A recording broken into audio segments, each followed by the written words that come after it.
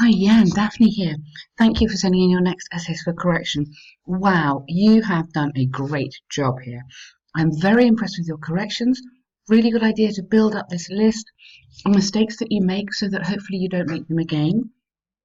And hopefully you can note down any vocabulary or any little grammar things that I'm mentioning here.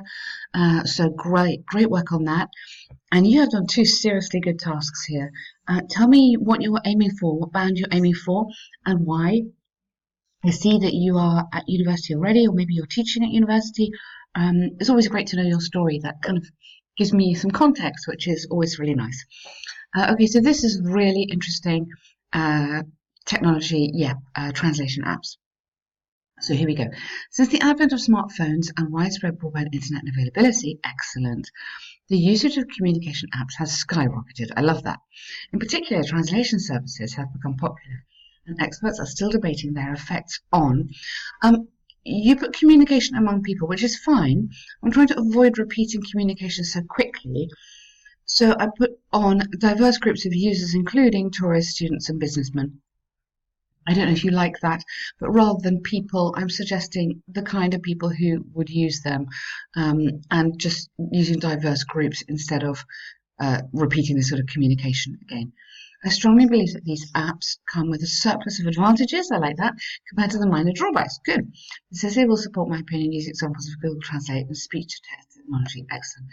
Okay, so you're showing me instantly super good Lexis. The Lexis in here actually is not really that specialist, is it? It's the words we use quite often, we read quite often in the papers or hear in documentaries and stuff. But you're showing me a wide range of vocabulary, which is excellent. And I like this surplus of advantages, skyrocketed, minor drawbacks. And this is all really, really nice. On the one hand, there's ample evidence that. Now, you don't need a comma here. You've done that a couple of times, I think. There's ample evidence that. Keep going. This is just you're going into a new clause, but you don't need, it's not a relative clause. You just keep going. The translation apps like Google Translate contribute tremendously to the increasingly globalized communication of the industrial nations. Yes, increasingly globalized communication between yeah, maybe I put between industrializations because this is the idea that we're sharing this knowledge and we need to talk to each other. The central reason behind this is twofold. Firstly, it is able to swiftly remove any language barrier, absolutely. And maybe I connect this together as Google Translate has nearly all commonly used languages implemented.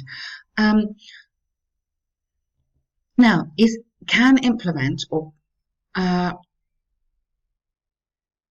yeah, I'm not sure if implement is the right word. Maybe has pre-programmed. It's the fact that they're in there already, they're stored there.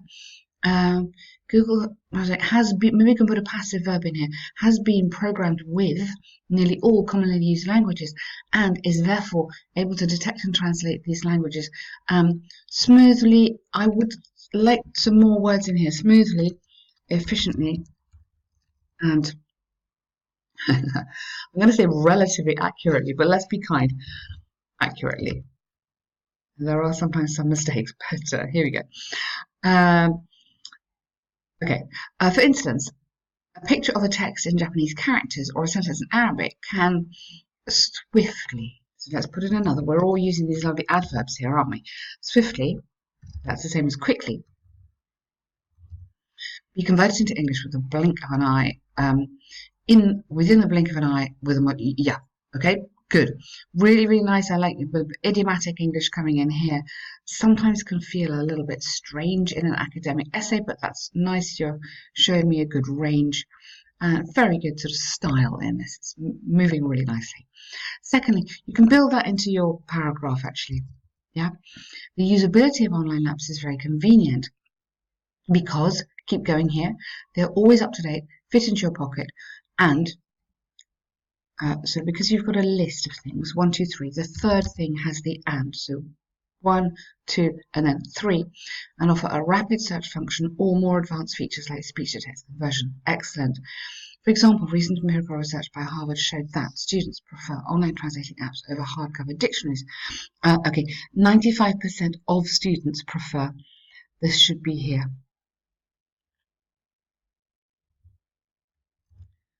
uh, leaving the traditional dictionaries on their shelves, collecting dust. I know, and I personally, I think it's really sad.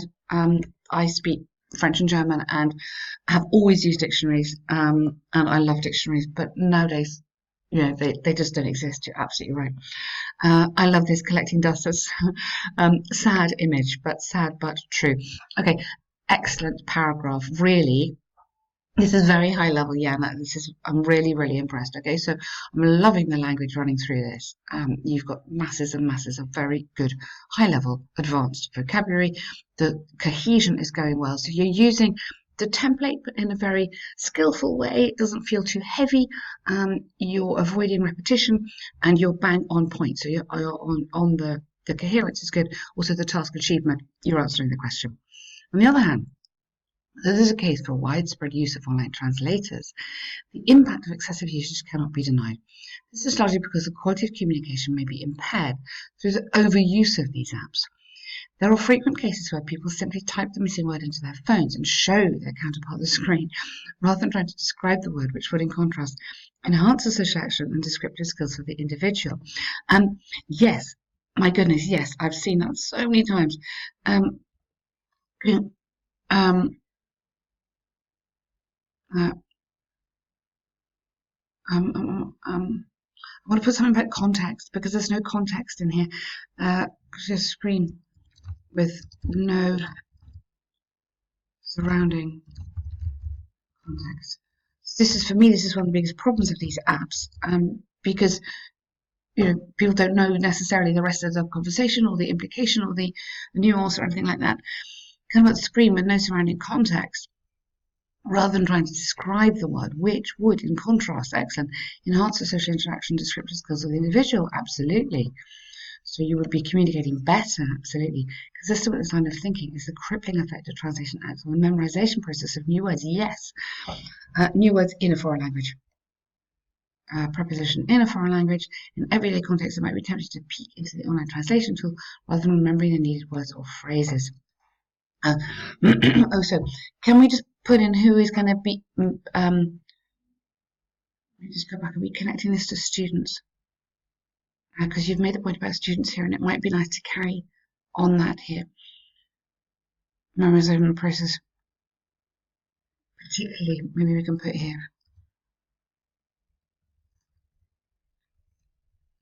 especially among students.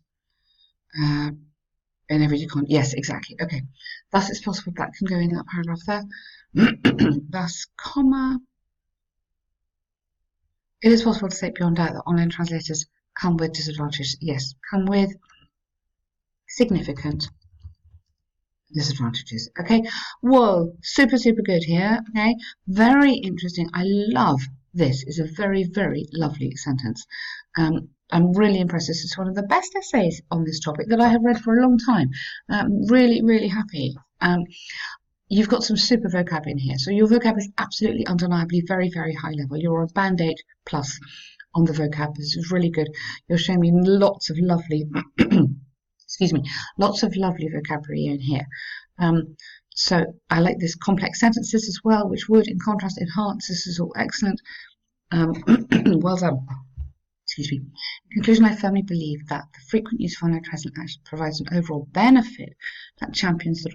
Yes, I wouldn't use champion in that context like that. That outweighs, that undeniably outweigh. So the heavier than the drawbacks. It's predicted that the usage of these services will increase in the coming decade, which highlights the significance of this. Yes, okay, this topic, yes. Well done, interesting.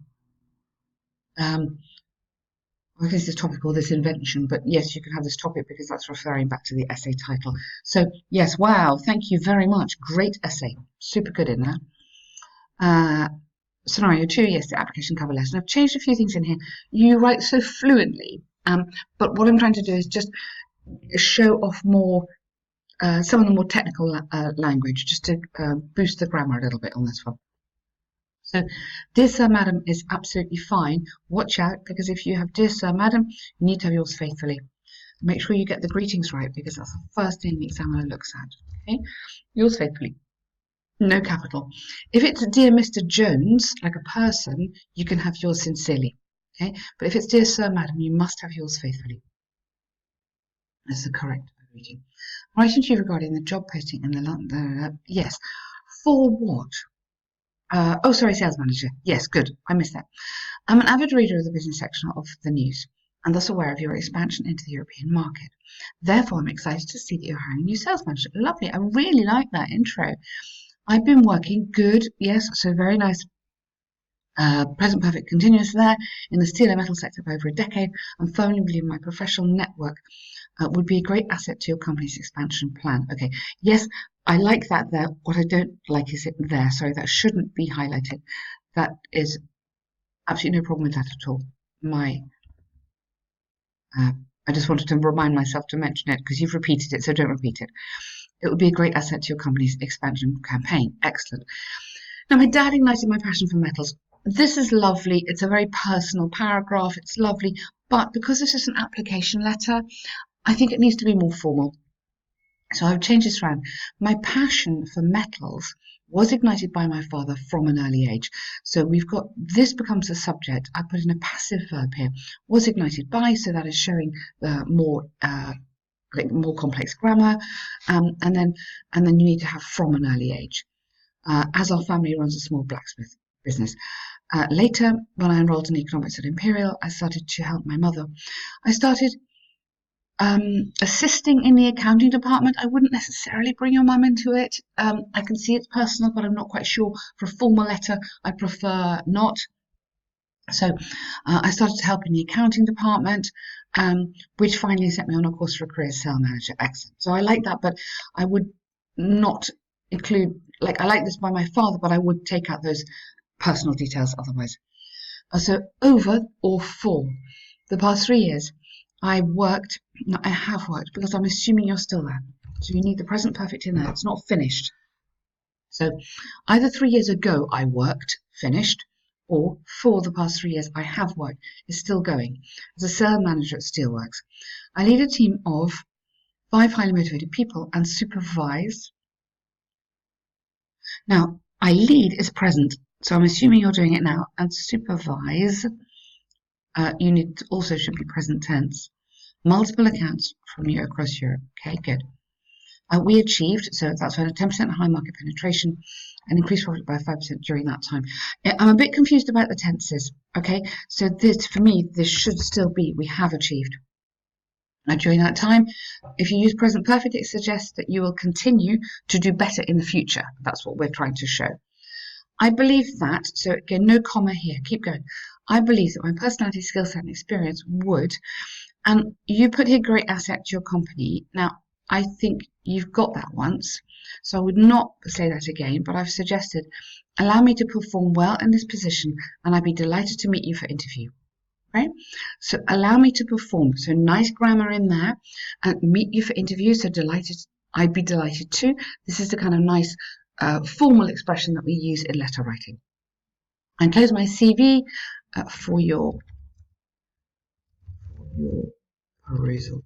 It's the only time we use that word. It's a very strange word. It means just for them to look at. But this is a nice, again, fixed expression. Thank you for your consideration. Look forward to hearing from you. You'll see, yeah, okay. But very, very nice letter, okay? There's lots of fantastically good stuff in here. I really like your vocabulary, and you are just writing in a very natural way. There's lots of good grammar in there. Just watch out for the use of tenses throughout that. Otherwise, fantastic, great work. Well done. Thank you.